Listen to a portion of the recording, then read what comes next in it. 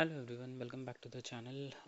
एक और कंपनी आज एक टारगेट में आई है, that is Ola electric. 4-5% down है, लोअर सर्किट इसको लगा है। स्पेसिफिक बहुत बहुत स्पेसिफिक रीजन है इसके।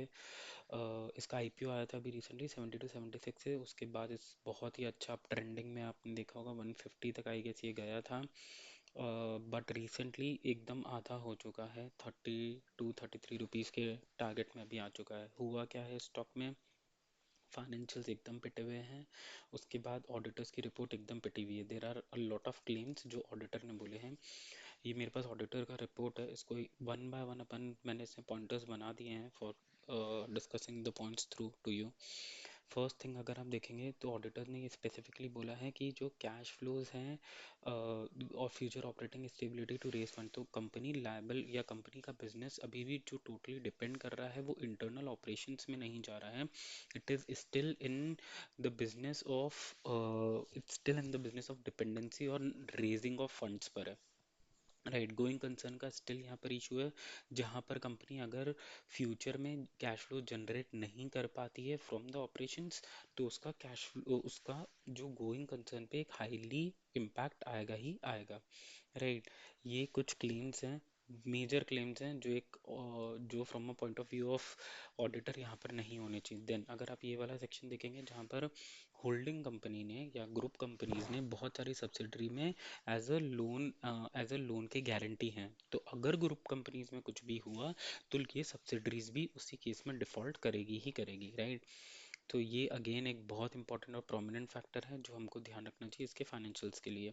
देन एक और चीज़ अगर आप देखेंगे, इसमें ऑडिटर ने स्पेसिफिकली यहाँ पर बोल दिया है कि इंटरनल कंट्रोल जो है फाइनेंशियल स्टेटमेंट को बनाने के लिए जो बहुत इंपॉर्टेंट पार्ट प्ले करते हैं, that is improper management overriding of the controls. Right, तो यहाँ पे फ्रॉड होने के चांसेस भी बहुत ज़्यादा हैं। Right, correct. अब अगर आप उसके फाइनेंशियल देखोगे तो over the period of time negative territory में ही है और रेवेन्यूज वाइडन अप होते ही जा रहे हैं। इवन अगर आप इनका cash from the operating activity देखोगे 117312, ये भी नेगेटिव टेरिटरी में ही जा रहा है। अगर आपने रिसेंटली अगर इसका मीडिया रिपोर्ट पढ़ा होगा तो इसका टोटल सेल्स 8400 आया है। 8400 total number of units for a month, जो ड्रास्टिकली डाउन है फ्रॉम द प्रीवियस मंथ्स। कुछ अप्रॉक्सीमेटली 50-60% डाउन है। उसके बाद एक और यहाँ पे पॉइंट आपको ध्यान रखना चाहिए कि ये जो सेल कर रहे हैं ये सिर्फ सेल अपने स्पेसिफिक कस्टमर्स को सेल नहीं कर रहे हैं, they are even selling these products to Ola cabs. ठीक है, तो उस 8400 के फिगर में कितना किसका है ये किसी को नहीं पता है। राइट, अभी तक तो नहीं पता है, वाहन की वेबसाइट से भी नहीं पता है। करेक्ट। नाउ अगर आप इसका फाइनेंशियल हमने देख लिया है, अगर आप इसका रीसेंट रिपोर्ट देखोगे तो भावेश अग्रवाल ने कुछ 92 अप्रॉक्स करोड़ का प्रॉफिट स्टेक सेल करा है फॉर प्रमोटर्स लोन को राइट ऑफ कर, प्रमोटर्स लोन का अर्ली पेमेंट या पेमेंट करने के लिए, तो वो भी एक नेगेटिव फैक्टर यहाँ पर प्ले हुआ है। ओवरऑल अगर आप देखोगे तो इस कंपनी में कुछ मतलब इतना कोई वाव फैक्टर नहीं है that you should get into.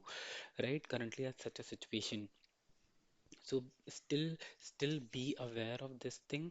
ठीक है, प्रमोटर्स का स्टेक सेल है। फाइनेंशियल स्टेटमेंट्स पे बहुत सारे रेड फ्लैग्स हैं, ऑडिटर्स ने भी बहुत सारे रेड फ्लैग्स रेज करे हैं।